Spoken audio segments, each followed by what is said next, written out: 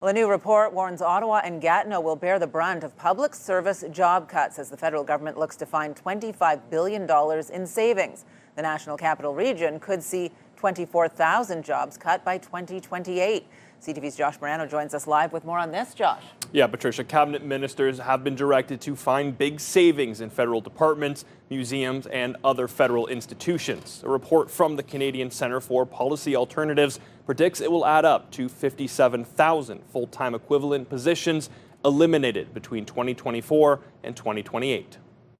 It's not information that you want to hear. Impending cuts to the public service sector have Hannah Zahirovich feeling nervous about if she will have a job in the next 3 years. People are going to have to make hard decisions, and that's just it. I don't know.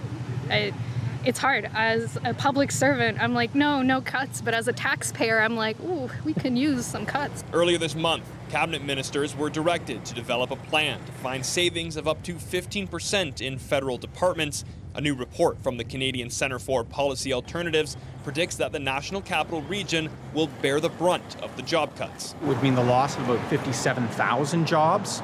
A little under half of those would be right here in Ottawa and Gatineau. As you look at each one of the individual departments, you can break down where their employment is and therefore figure out where they would probably lose employment if their staffing levels came down. The report by David McDonald says the Canada Revenue Agency, Employment and Social Development Department, and Citizenship and Immigration will see the highest number of job losses. There's a rough trade happening here. You're going to see decreased service levels, things like getting your taxes done, getting EI and old age security and Canada Pension Plan, in trade for bigger defense spending, as well as tax cuts for middle and upper income households. In a statement from the Professional Institute of the Public Service of Canada, accuses the government using a backroom directive to find savings. The Liberal government is doing it without a budget, without a vote in Parliament, and without a shred of transparency or democratic accountability.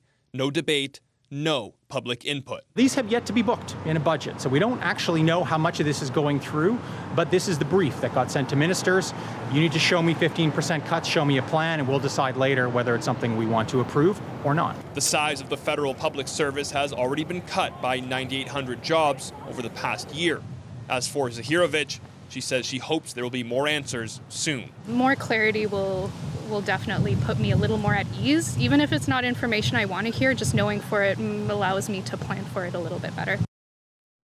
In a statement provided to CTV Ottawa, the Treasury Board says the review reflects a return to core responsibilities with a clear focus on fiscal discipline, quality service delivery, and long-term economic growth. There was no mention of the impending job cuts.